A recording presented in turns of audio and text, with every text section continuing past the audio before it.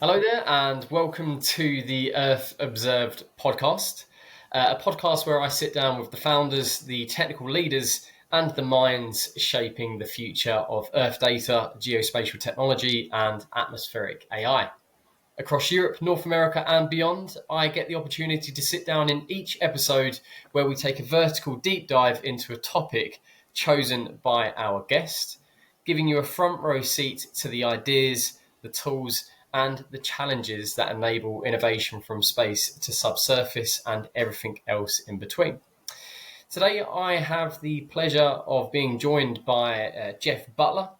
He's the founder of ClimateGeo Consulting and a product strategist with deep roots in geospatial AI, Earth observation, and data commercialization. He's worked at companies like Regrow, Mapbox, and even the Tampa Bay Rays, the Major League Baseball team for anyone watching, earlier in his career. Now, Jeff's current work sits at the intersection of the technical intricacies of Earth observation AI and the realities of market adoption. And today, Jeff would like to talk about what does product market fit look like for Earth observation AI. A really interesting topic and one that I'm looking forward to divulging in today. Jeff, thank you for joining me. It's much appreciated. How are you today? Yeah, I'm doing great, Sam. Thanks for having me. I've enjoyed reading your LinkedIn post for some time, and it's great to formally chat. Thank you. Thank you very much. That's incredibly kind of you. But yes, so today is all about yourself. I guess, did you just want to make a brief introduction to yourself, give people a bit more information on you? Sure. So I'll give, say, the narrative between the lines of what Sam just introduced me as. But right now, I run a consultancy. The consultancy's not focused on creating a product or software or anything like that. We're focused on helping right now, primarily food and ag companies, but all sorts of companies that have, let's say, geospatial and climate needs, because it's confusing out there for people. There's a ton of different regulations to sort through. There's a ton of different software and data options, and ultimately trying to figure out how everything fits into, say, your sustainability and business goals. So this is all rooted from my background, building software, analyzing data. I've worked in the investment field, the sports field, geospatial, climate, all of that. And I really want to help customers cut through the noise and make it easier for them and figure out what is advantageous for them to do now, what makes sense to wait 6 months or a year, and help build that roadmap. Awesome. So I guess the podcasts that I like to host are somewhat of a story. Let's start at the beginning of the book. I'd love to understand what the real story is behind the business that you have started. And I'm not necessarily talking about the pitch deck version. I'm more wanting to understand the why you couldn't sleep version and why this is what it is today. I had the privilege to work for several B2B SaaS companies. They were almost all venture backed, and that, to put it bluntly, has pros and cons. And for me, as I was going through my career, I realized that the impact and connection that I wanted to have, and I was fortunate where I was working with multinational brands and folks where small changes could have ripple effects and actually have huge, say, impact and absolute scale. The ability to transform that impact was being limited by, say, outside factors.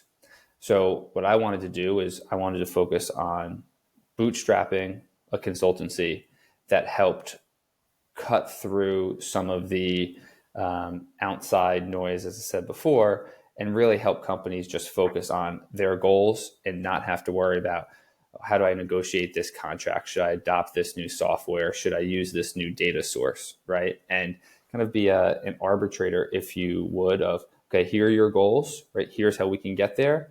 This is something that's new and interesting where we should adjust those goals or should adopt it, or let's let other people play it out and test it and see if we want to adopt it at a later time. There are so many things that are being sold to companies right now in the earth and the climate space. Some of them are great. Some of them are still need to be vetted and tested. And I try to sit at the, say, intersection of both of those worlds. So, I have an image of my mind of a Venn diagram, of a 3-circle Venn diagram, where you have, say, software companies, you have data companies, and then you have, say, your customers. In whatever industry, pick it what you may. For me, it might be food. Each company has to be aware of the regulations, the things moving in the space. And I want to plant myself firmly in the intersection of all 3 things, where I can have relationships and understand each world, but be a mediator almost of between them, saying, let's get the most value out of everybody. Because if we work together, right, it's not about, let's take the biggest percentage of the pie. It's how do we increase the overall pie size so Right. everybody benefits more. Sure, absolutely. And I remember you saying at the beginning of this episode that there were a particular subset of businesses within a certain vertical that you are aiming to work with. It's very easy to say Earth or climate related companies, but is there any specific sub verticals that you're looking to tackle? Areas that maybe require more of your attention and investment? Yeah. Yeah. Some of the specialty that myself has carved out in our company has been in the, say, the agricultural space and in food and beverage. That has such a prominence of having to deal with Scope 3 emissions, which is very complicated in today's world. And that's, say, the primary focus. I always like to think about, say, myself and my company, of we have 1 foot on the technical side of the equation, let's say, and 1 foot on the business side of the equation as well. So on the business side, if you will, it tends to shift more towards, say, that food and ag world. But say on the technical side of things, it's everywhere, because, as you know, things are moving so quickly and it's so exciting in the EO or Earth Data AI world. And trying to keep up with everything there is almost a full-time job in itself. Absolutely. It's really interesting, the areas that you're targeting. I've worked with businesses in the past that have utilized Earth observation data to analyze deforestation within supply chains, and how they're working with major retailers to kind of eradicate that, and to make sure that their supply chain is far more sustainable, ethical. And yeah, the way in which you can leverage geospatial data, for example, to achieve that is really magical indeed. I guess moving forward then, and I guess as well, podcasts are a place for you to somewhat be vulnerable and open. I'm very keen to understand what is a technical decision that you've made early on that still shapes everything you do today, and that can be for better or for worse. Yeah. The one decision that I started with was to actually not build a product, right, and to be a consultancy. And I wrestled with that a lot. I personally am a big fan of open source data and of open source code, let's say, and open source data. And the one thing I was gravitating towards is I felt like there was, let's say, compatibility issues, kind of glue issues, where there's a bunch of different interesting solutions or data sets that need to be normalized and come together. And I said, the world doesn't need, let's say, another ETL technology, right? Or something like that. What the world needs, in my opinion, or some of the large brands or food and beverage companies that I work with is they need a translator of how can somebody help them on the journey, put all these things together, because most times that technical knowledge doesn't sit in-house for them, right? But really able to explain the value that they could have if they were to make a small, let's say, time and financial investment and orchestrate these different tools and data sources and software that's out there for them, but connect them in such a way where they don't have to live in silos, right? And for me, I felt the best approach, at least to start, was to do that in a consulting avenue. And then if a product or something comes out of it in a year or two, great. But we need to really eat our own dog food, if you would, to say, and do it many times to figure out, is there something repeatable here?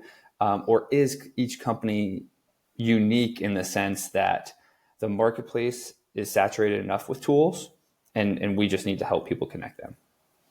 It's really interesting how you've started out with, I decided I wasn't going to build a product, because I'd be very interested to understand how this transition has felt to you, where you've been building products at places like Regrow and Mapbox, very well-known businesses and respected in their crafts, to, the business that you're building today.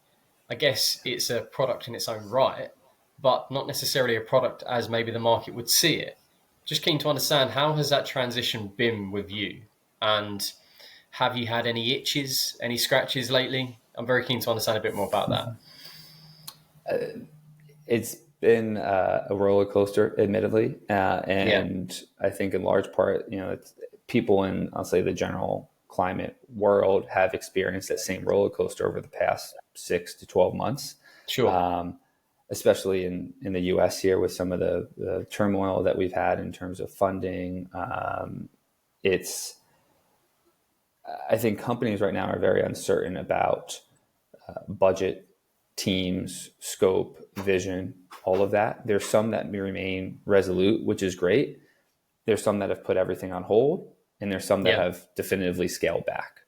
Mm-hmm. So for me, the challenge is, how do you ethically approach somebody who has just lost their team, right? Yeah. Or has just, I'll say, defunded their sustainability mandate, and try to pitch them something and add, right, to an otherwise declining business segment or sustainability segment of their business. Yeah. That's been a challenge.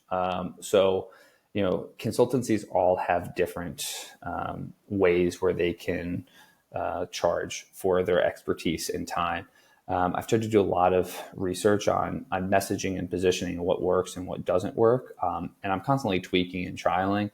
The thing that I'm trialing right now that's had some success is almost, it's akin to technology development in an agile sense, is let's focus on doing a sprint or two together. And that sprint might be 2 to 4 weeks long, right? But it has not necessarily a defined solution, but it has a defined scope and said, here is your problem. Neither of us fully understand your problem. What the goal of the sprint is to really dig into it and forecast what a solution would look like, and if that could be solved in a month, in a year, longer, what you would need. So it's to bring clarity to, say, the uncertainty that everybody is experiencing, but to do so on a manageable piece, right? Rather than just say, let me, bring me on retainer for a month, or, let's do a T&M type of contract time and material. Try to thread that needle, and that's had some success in the past few months. Absolutely. And I guess you've teed me up really nicely for one of my next questions, and I'm very interested to understand, what is the hardest part of selling or deploying your solution? Is it the technology? Is it the timing of your solution? Or is it the trust that maybe you haven't necessarily built yet with that prospective client? The most challenging piece is honestly challenging the status quo. Because the companies that I attempt to work with, right, and where I feel I could add the most value, the problems that I see aren't always the ones that are most prominent to those companies and businesses. They don't rank the highest on their priority list, right? Or they might not even see them. So then there's an education piece going into it. Because like I said, I try to have that business and that technical lens. So for me, what might be very obvious or stand out, because I know the technical solutions and technical capabilities and how that could be translated to somebody's business problem, isn't obvious to them. They've never thought about it. They're unaware, right, of what it can do for them. So it's not just a solution pitch, for lack of a better word. It's really an educational journey that we need to, that me and, say, the prospective client need to go on together. And there needs to be a willingness to do that. But if there's not a willingness to recognize that the status quo is either broken or could be better, that can be a significant hurdle. And going back to, I guess, some of the challenges that you have faced, especially when maybe a company has defunded their sustainability mandate, for example, I'm keen to understand, the type of feedback that you've received from some of your clients. I'm not asking you to, of course, disclose who they are or whom you've been working with, but I'm just interested to understand some of the sentiment and some of the feedback that you've received having overcome some of those challenges and what they're looking to do moving forward. The most common thing is, like, it sounds good. Let's stay connected and talk in a Yeah. year, right? That's the Hey, most I, common I know that all response, too right? well. I know that all too well. Honestly, please. um, what I try to really do is cut through that and figure out um, what is what needs to change for them in order to take action, Yeah. Yeah. right? And for me, that what's difficult is, I try to think of it as one of four possibilities, right? Hmm. Either there's something that could increase revenue or business, Sure. the top line, essentially. It can cut costs, right, or lower your bottom line. There is something related to something regulatory or compliance that needs to be done.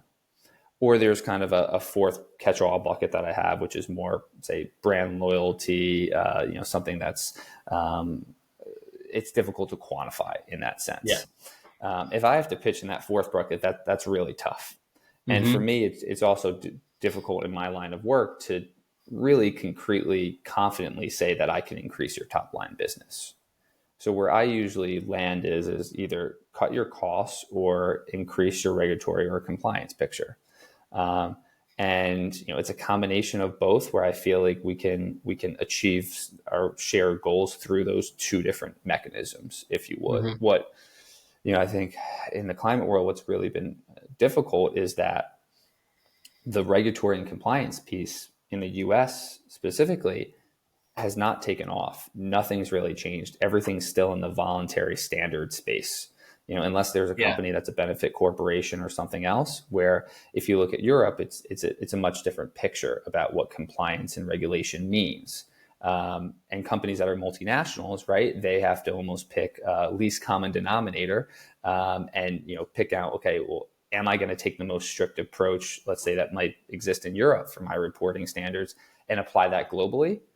And then you're dealing with, well, these companies generally have different, say, regional business units. So why is the North America or Latin American business unit going to have to adjust to what Europe does? They want the freedom to have the ability to operate with a little more gray area, right, with a little less standard. So Hmm.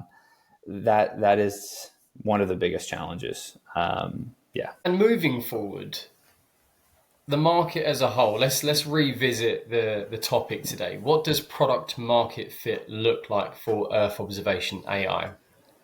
I'm keen to get your take on forward guidance of the market overall, where you think there's going to be movement, where you think there's going to be progress, where maybe we will remain legacy, maybe just a very top line overview, and please answer that question on how you take it.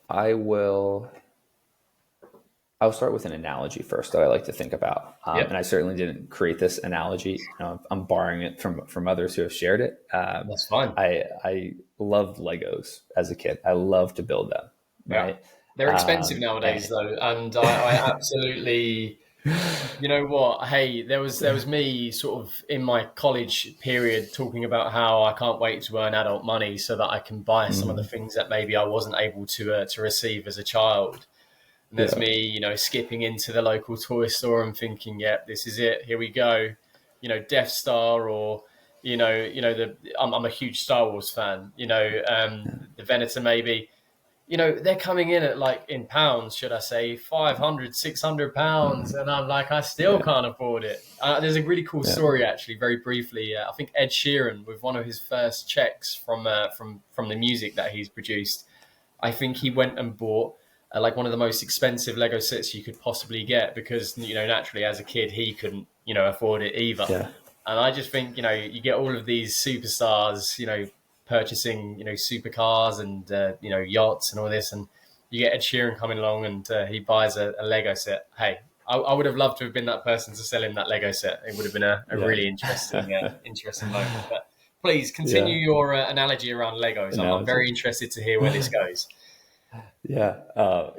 I love that so many people can relate to it in different ways. My Yeah, first memory is that I remember being gifted I'll say a generic set. I think it was just a big box. It just had yeah, a mix of lots of different things, right? yeah, And in the box was a little pamphlet. And maybe there was a house, there was a car, something else, right? There was some inspiration about how you could build these things, you could do. right? Yeah, And I think you needed some type of inspiration about, well, what do I otherwise do with this just box of pieces, right? And that's where I really make the connection, say, to product market fit, is that what the companies that I work with need is they don't need a box of Legos, hmm, right? They need the end vision of, here, if you use Legos, if you buy these Legos, whatever it is, right, and you know what to do with them, you can build an awesome, right, spaceship or castle or city, whatever it might be, right? They don't want to be given a box of mixed up Legos and having to yeah, put it together themselves or imagine it themselves. hmm, So when I look at, say, the EO or Earth Data world and all the tools and technologies that are coming out, what I see a box of Legos, okay, and cool. they're awesome, right? Because these companies are creating shapes and sizes and colors, right, that we never thought would be possible. Yeah, And my mind is going, well, how do I put these things together? And that's why I was talking about some of the glue right before, yeah, and why I referred myself sometimes as a translator, where I can look at these Legos, right, and I can put them together and envision something and then show that end product to a customer. yeah, But the reality is that most customers either don't have the time, desire, right, maybe skills to do that themselves. hmm, And I think what the EO Earth Data world needs to do is to think more about, what is the end state, how do they go together, rather than the individual Legos. And hmm, here's my take on it. People are going to disagree, and there's no, say, right or wrong answer. I feel sure. like at the moment right now, we have enough tools. Yeah, What I don't think we necessarily have, though, is enough practical ways to deploy those tools where yeah, it feels accessible to people. yeah, And that's, I can think of myself as somebody more knowledgeable, right, in this space. Some people say an expert. I struggle sometimes with just keeping up with what's coming out and how do they all fit together and yeah, what works with what and what doesn't. And I feel like if I'm confused, how can I expect somebody else to be able to pick that up? So, absolutely. I think of something like in the geospatial world, right? So this is a good, transition, if you would, to another analogy of product market fit, right? So when Keyhole, right, first came out on Google Earth, it was a demo. So you could scroll around the entire world and zoom in Hmm, somewhere and see the landscape and pictures, and it's like, oh my god, this is fabulous, right? But it was yeah, more or less a toy, right? Like, what real business case did that demo have, yeah. right? But What then was its you translate utility? that, What was its function? Yeah, right? Yeah, you translate that to, when it became Google Maps. Well, then all of a sudden, you have a routing engine for directions from point A to point B. You hmm, essentially you took a yellow book, right, a book of POIs or businesses, and you essentially stuffed a map into that, right, and gave hmm, it a whole new meaning and context and a whole new use case for people to discover, and then store metadata in that context as well, yeah, right? So where I feel like where we're at in this space is, we have, the cool demo, right? The keyhole, Google Earth, if you would. How's that going to get translated to a real world use case? And there's a couple of ideas that I've trying to pull on and really see what, throw things against the wall and see what fits. But it's so exciting because things are moving so fast. But hmm, the faster things move, I feel like sometimes the murkier the waters become. And we're hmm. in that transition period right now where we're still trying to figure things out, and it's really exciting, but Yeah. it's also a challenge for people on the end of it. I agree. It seems as if we need maybe some consolidation of all of the tooling out of there, and Yeah. that we need to make a leaner portfolio of tools available. And, it's fantastic when people, don't necessarily introduce a new tool, but Yeah. develop and build upon what is already exists. But I think the one challenge that I particularly have with different types of tools that I've had the pleasure of working with is that, by the point I actually truly understand the benefits and the functionalities of said tool, they've already updated it, and then it's a case of you having to relearn that again. I can't imagine how large scale enterprises must feel, with them trying to move, very nimbly, trying to kind of adopt a very agile approach. A very interesting take. I do have one final question for you, and it is a very fun one. You had no budget, and you were walking into a Lego store. What would you pick up? I have young kids right now. Okay. And I love to see how their mind works. So where I go back to, right, is I would buy them just a large set of just generic pieces and put it in front of them and see where their mind goes, right? Because it's kind of a shame. I feel like we lose some creativity or imagination, as we grow up, and to see, what a 3-year-old or 5-year-old still has in them and can imagine, and just sit alongside them and, kind of play sidekick. I do that every day. Love it. No, that's great. Do you know what I found out the other day? I can't remember who I was speaking with, but I was speaking with someone, and I was actually informed that there are some companies out there now that they don't just have an L&D budget, they have a Lego budget as part of their packages. So their employees have the opportunity to spend an X amount on a Lego set because it boosts creativity. And I love that. So Trenovo Group, DeepRec, if you are watching, Lego budgets, please. Well, look, Jeff, it has been an absolute pleasure having you on today's episode. What does product market fit look like for Earth observation AI? Jeff, do you have any last words? I think that here's something that's really been reinforced to me over the past 12 months, right? Is that you're going to hear no a lot when you're trying to push boundaries. It's eventually going to be a yes, right? So keep going. If you have an idea, keep building it, right? You maybe didn't find the right place that values that right now. But if you have passion and if you have conviction, keep going. Love it. That's incredible. Well, look, Jeff, thank you so much for joining me today. It's much appreciated. And for anyone watching, I look forward to bringing you the next episode of Earth Observed.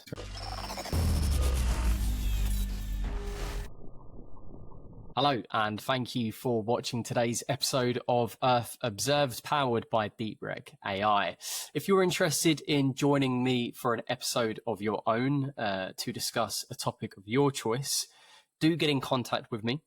And of course, if you are looking to scale your team within geospatial, Earth data, or atmospheric AI, please do get in contact. I'd love to understand how I can support you. Until next time, have a great day.